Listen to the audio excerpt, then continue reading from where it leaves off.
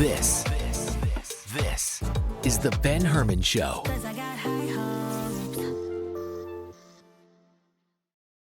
Hey, what's up, everyone? Welcome back to the Ben Herman Show. As always, we've got some amazing guests. This one is no different, right? We're actually here at MEX 2025, which is Mobile Entertainment Expo and also Photo Booth Expo here in Las Vegas at the South Point Casino and Hotel. So I always love to meet up with different industry experts and panelists and people that speak here at these conferences. And we've got a special guest, Stephanie Rifkin. How's it going? Hi, good. How are you? Good. Thanks for having me. Yeah, definitely. It's been great to already catch up. We always like to have a conversation pre-interview. And it sounds like you've got some really cool things on your mind. So first and foremost, give us some context as to who you are and like how long have you been a DJ for? Sure. I'm excited. This is my 15th year in business. Oh, awesome. So I started off as like a little karaoke host in my small town, well, my small state of Connecticut. Yep. And then just kind of organically grew into my own business. So I worked for somebody else initially, very short time. I had my own business, and 15 years later, I'm like here in Vegas doing some cool stuff. That's amazing. And yeah. I don't know. I like to do a little bit of everything, so I'm trying it all out, seeing what sticks. Yeah. And so you started off in karaoke, so I'm assuming more nightlife at first. Mm-hmm. And then did you stick with nightlife, or did you pivot over to private events like weddings, corporate events, and that kind of stuff? I still do nightlife after 15 years. Like Cool. You'll still find Yeah. me in the karaoke bars because I find that's a really great way to keep fresh in people's minds for these young people that Absolutely. are out Come there in, getting for engaged sure. and stuff. But it was a very short time that I was hosting at a really small, little tiny bar. In a small town, and I got hired for my first wedding off of a karaoke gig, and I went in there with karaoke equipment. I got maybe $500 for the day or something, like a little VFW, and then next thing you know, a friend of mine saw me do that, and she hired me for her wedding, and then it kind of like snowballed. I became like, I was really good with kids because I was already supposed to be a school teacher initially, and then I've worked in hotels as well, so I worked a lot of customer service. So the whole business kind of came together. I threw in all my background knowledge with working in hotels and organizing for coordinators. So I just started like my own filing system. I'm so glad I have a CRM now because that's just up till last year I was still using like old school filing from like the early 2000s. And my own business kind of like spiraled mostly into weddings due to my background, I think, as a wedding and meeting planner initially. Yeah. It's just taking on a life of its own. That's cool. So talk about software. So you're using CRMs now, and I just know like when I came across CRMs for the first time, game changer. I consider that like the mothership of a like program that you need for any business, really, like any small business. I agree. But primarily also for DJ business as well. Is it your own CRM that you have, or do you use someone else's CRM? Yeah, so it was at one of the DJ expos, I think Atlantic City. I won a free trial to Simple. Oh, cool. And I knew Brian, I'd met him, he seemed nice enough for me to like, I'll try out your product, And then I let the whole trial expire because I was like, this is too much, it's overwhelming, I can't deal with this, I don't have time, forget trying to get all my contracts in there. Like, no, I have really bad ADD and OCD and I just didn't have the capacity to deal with all that. Yeah. So I ended up, after the trial expired, I hired his team to like input all of my contracts for me, and it kind of got me up and running. We did some Zooms on like how to run the stuff, and I'm a fast learner, thank God. So over the course of the last year, I really started playing with it, and I started inputting like a lot of my own branding into the automation, which from Eric Massengale, it's part of his automation that was in DJ Event Planner is now in Simple. Oh, cool. So, nice. But the automated messages that were It's kinda going like a out were shortcut horrible. to be able to get stuff. Yeah. So it gave you a good idea of like what emails were going out, but then I took all my AI experience, right? Went in and rebranded all the automation, and then I updated my website to match the updated stuff. So it's really almost like a well-oiled machine at this point, where before I went from like my contracts from my Word documents into Send it out manually, right? But the back and forth. honestly, trying to remember all that, I didn't have any, I know I could have done automation without that, but like really incorporating all of it to keep everything on track really is just, my clients love it because they're like, oh shoot, I forgot, and I'm like, oh yeah, me too actually. But the automation has really just made me look professional. It's everything's on time. The contracts are being signed online instead of being like, how do I get this back to you? Do I take a picture of it? Do I, game changer for real though. Yeah, I would say automations are definitely a game changer, not just for the time saving sake, but one thing that you touched on, which is not letting things fall through the cracks, because the busier you become as a business owner, we already wear 20 different hats, right, as is. but the more clientele that you add on and the more leads you have to follow up with, it starts becoming overwhelming very quickly. It's very easy to make mistakes. And that's why when I saw myself making a few mistakes, like double bookings, maybe not following up, because I know, I only have a limited amount of leads coming in. I don't pay for Wedding Wire or The Knot, and I'm not doing I used to do one called Gig Master, Gig Salad. So most of my leads are either word of mouth or from SEO. I'm trying to really drive the SEO in there.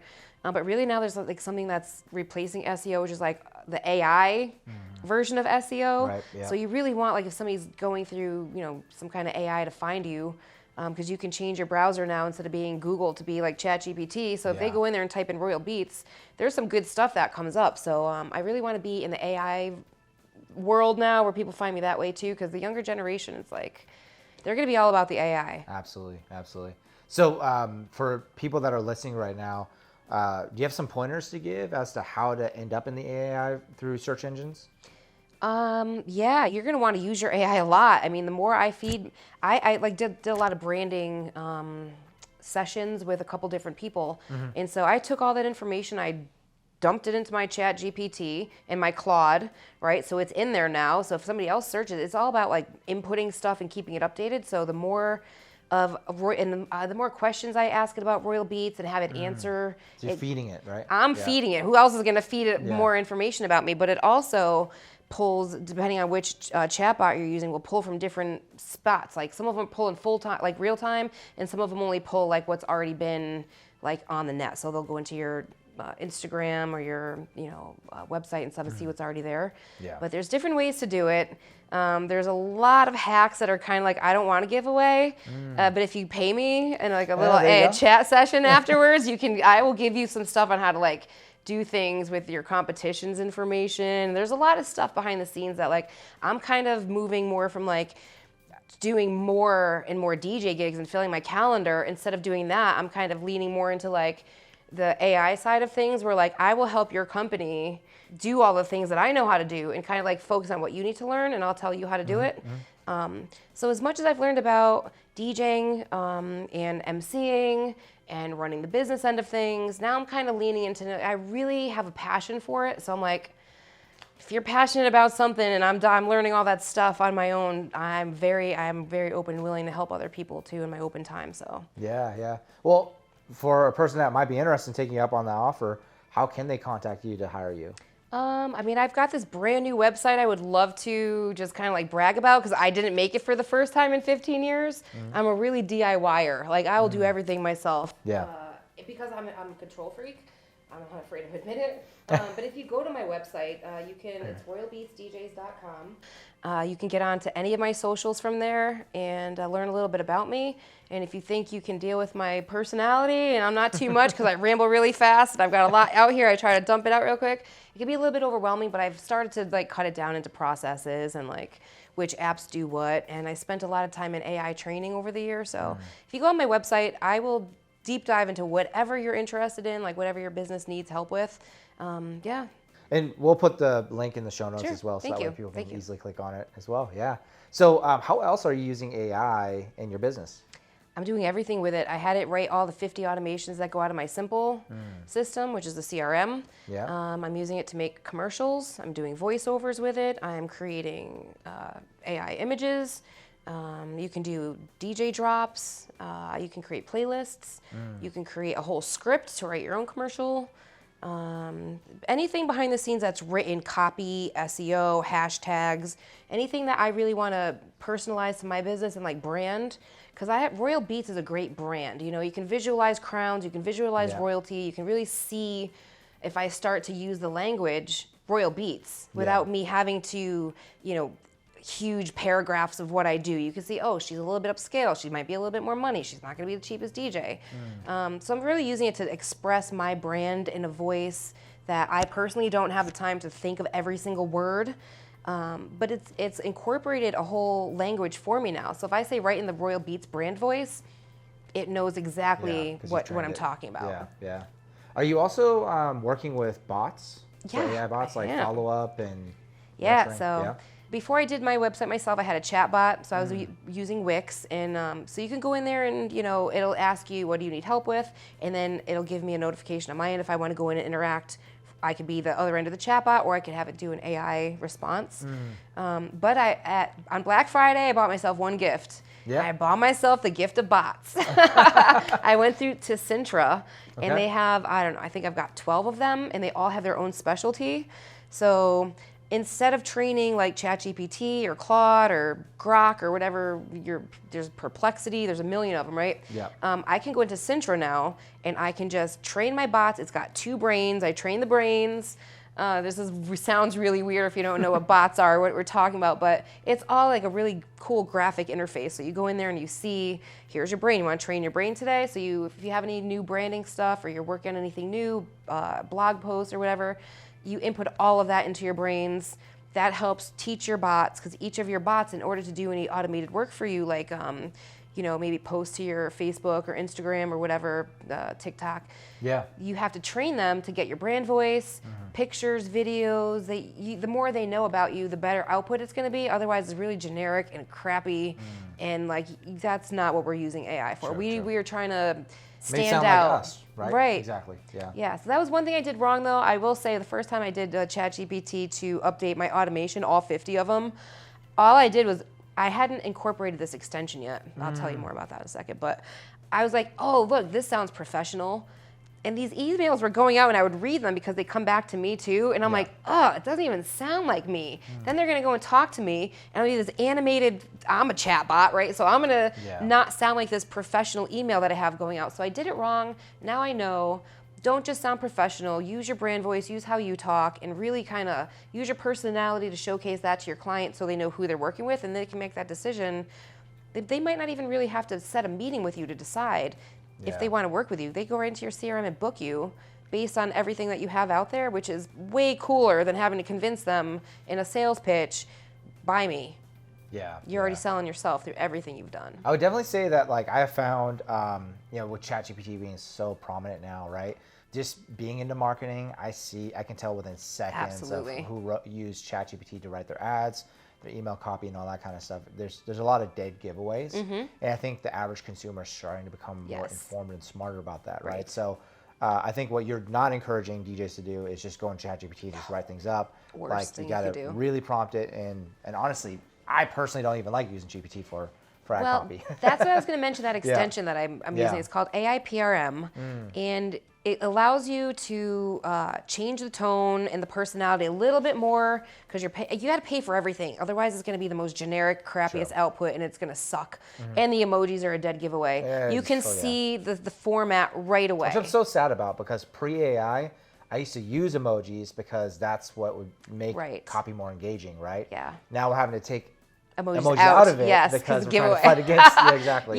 So you don't want to. You want AI to work for you, not against you. So if you can go, you don't want to just have it output something for you and then just post that. You have to go in and make it. You have to change it up, because I know there's certain words in there that, like, it's going to put in there that are, like, I'm so sick of the words like extraordinary and unforgettable, and like every DJ's events are they're unforgettable and extra blah blah blah. So you want to go in and you want to, like, say, what are my synonyms that I could use for my brand voice? So I really like to use, like, maybe a little epic, iconic, something that's a little bit more off the one that's like everybody's already using.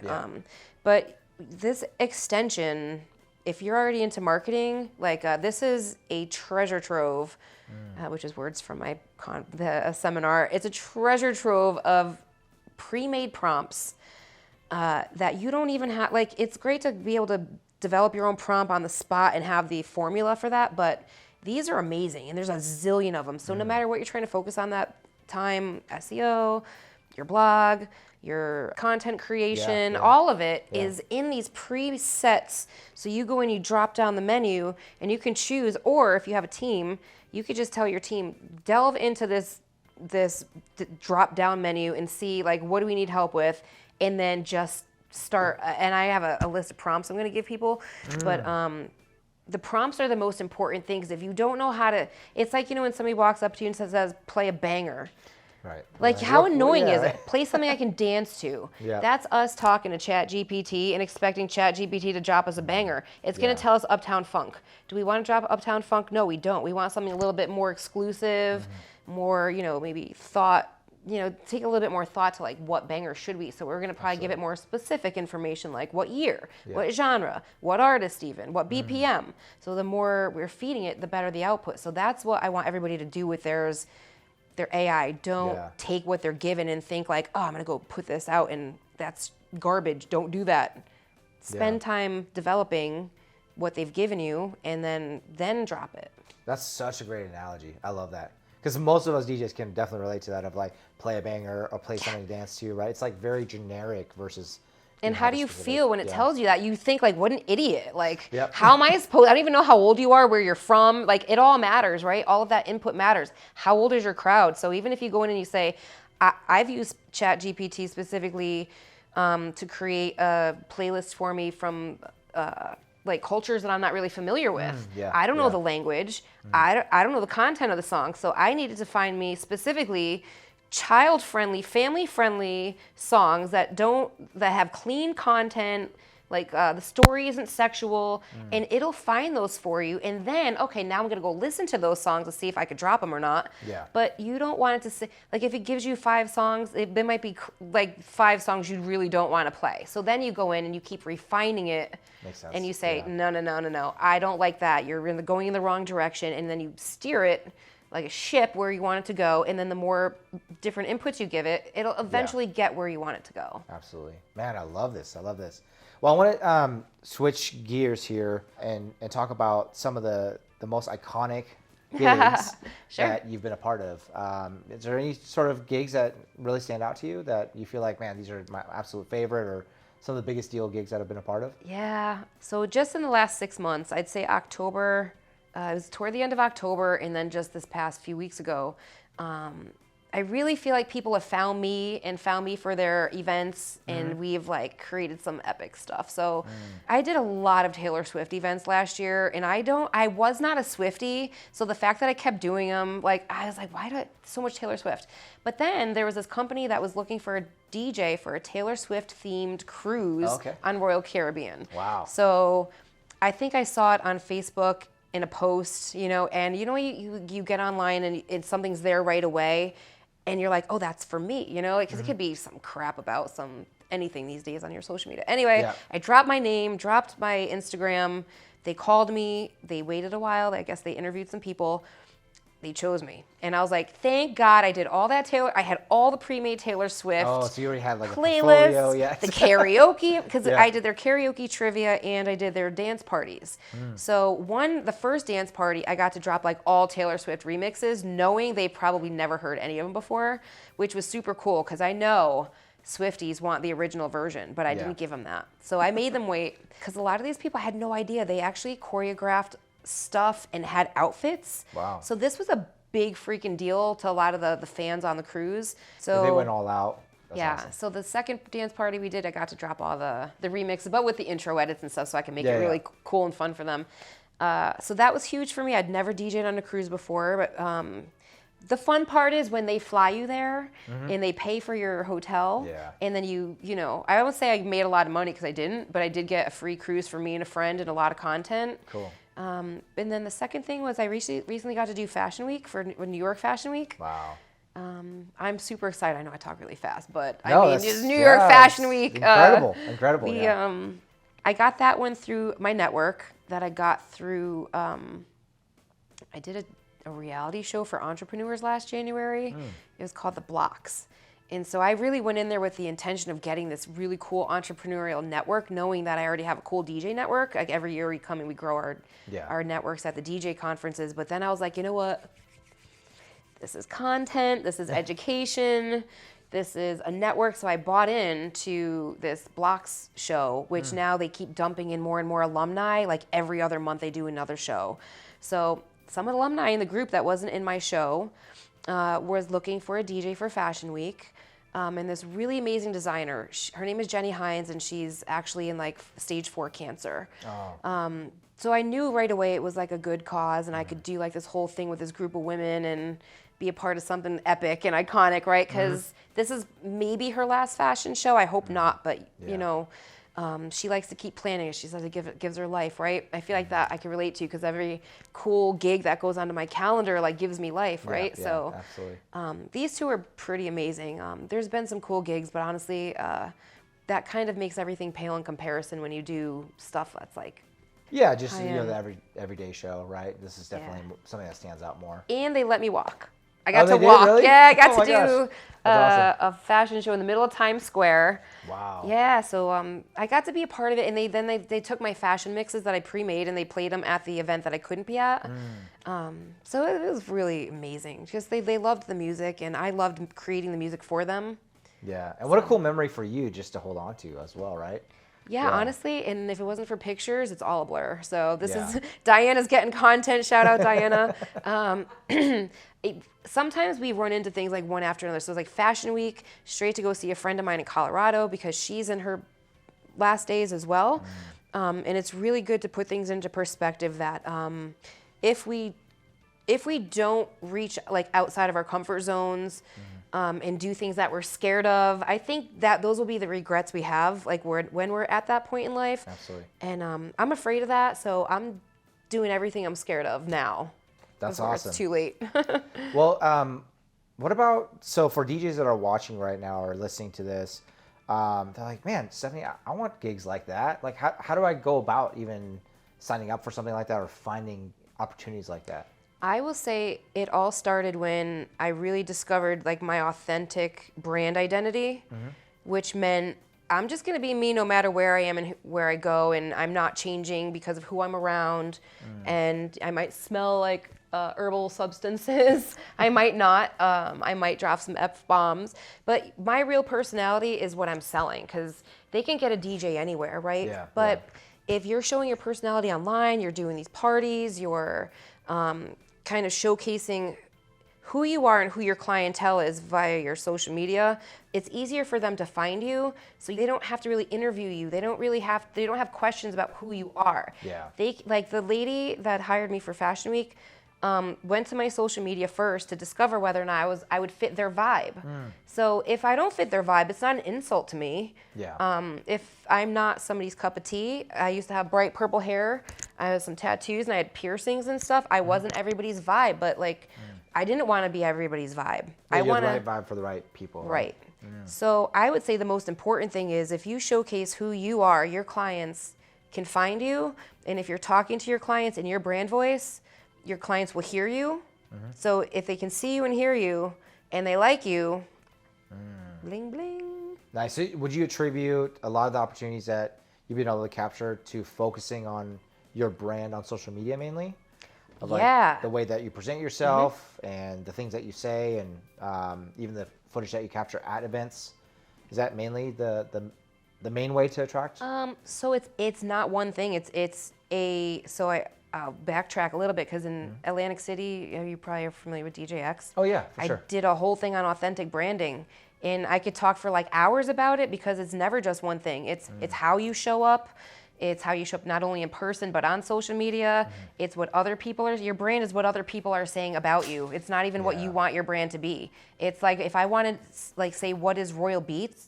I have to go through my testimonials and say, what are people saying about Royal Beats? And then I can tell you what Royal Beats is, because I can tell you what it is, but that doesn't mean that's what it is. True. Yeah, it is. Your business is your what other people think of your business. Kind of like when they say like, what people think of me isn't my business. Yes, it is. When you're a brand and you're a business, what other people think of you is 100% at the forefront of every comment you make online.